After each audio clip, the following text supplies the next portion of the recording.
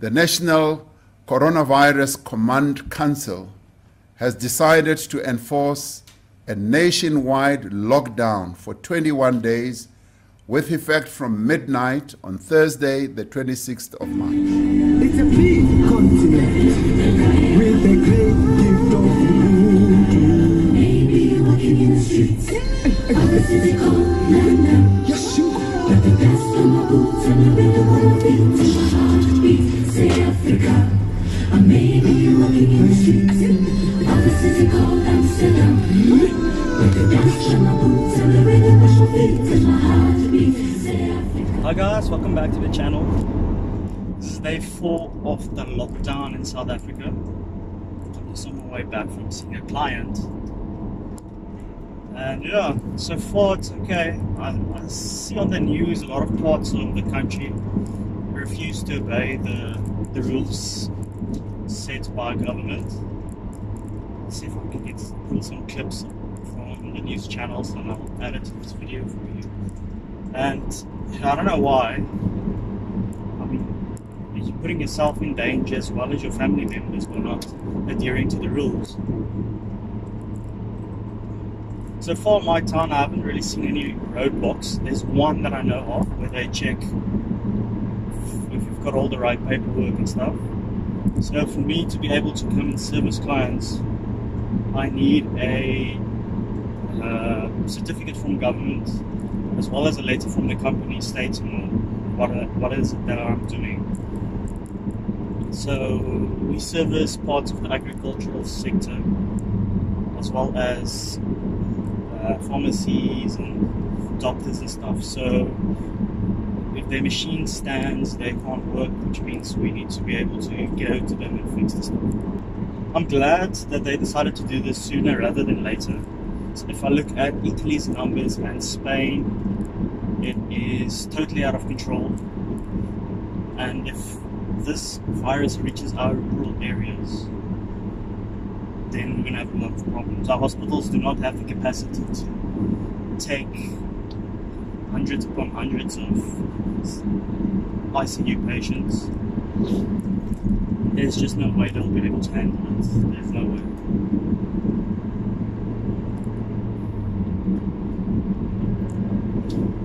So yeah, the road isn't too busy. This is where I'm driving on currently. It's usually a very busy road. And so far, I don't know, I think I've seen maybe 10 cars in the span of, I don't know, going there and back to where I'm going. I would expect it to be a lot quieter, although there's an agricultural community, farming community, so most of the places around town is all farms as well as plantations. So I do understand why it's relatively busy. I see when I went through town, a lot of the bulk stores that sell food and stuff is still rather busy. So I think people only get paid like the end of the month yesterday. So most of them got paid yesterday or the day before. So they're still stocking up on necessities that they'll need to pull them through the 21 days. So like I said, we're on day 4. I just wish everyone will stay inside. Don't walk around unnecessarily, don't drive around unnecessarily. So, like they say, we want to flatten the curve before we reach to a point where we're like Italy or Spain. Even the US, the numbers are picking up. The UK as well, I see they've got quite a bit of deaths. And yeah, we're hoping that things will get sorted. South Africa so far, we've got one death due to coronavirus. There's one that they're not sure about as well, so it might be 2. Our cases, I think, is almost 1.2 now, 1,200. But they're cracking down on people not adhering to the rules. The SAPS has arrested a bunch of folks drinking on the street and not listening. They've also deployed the South African National Defence Force to help enforce the laws or the bylaws that's been used, which is part of the Disaster Management Act. So yeah. We did have an incident of someone traveling that's positive. I don't know all the details. I heard it on the news that he climbed on public transport. He tested positive in Gauteng, which is basically our epicenter for the outbreak, where they've got the most cases. Climbed on public transport and travelled from there to our province, which is about, I don't know, 4 hours drive, and into one of the small villages outside of my town. And I mean, I don't understand what their reasoning is, because now you're bringing that to your parents, your grandparents, and there's a huge population of elderly, especially in the rural areas.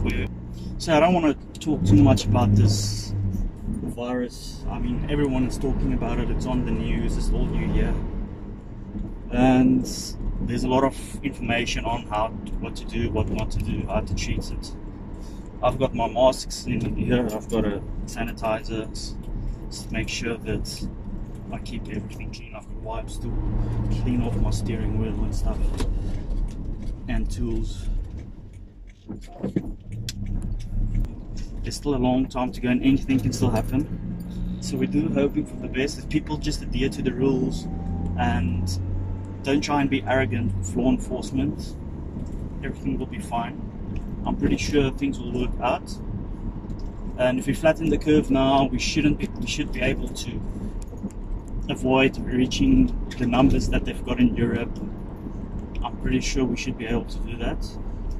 If the bomb explodes in Africa, well, I don't know about the rest of Africa, but South Africa, there's no way I've mentioned this before, we won't be able to handle the volumes. There's no way. I had the privilege of working in EMS, and I know our hospitals, especially the government hospitals, there's no way we won't be able to handle the amount of patients. Our system is already strained just under normal circumstances.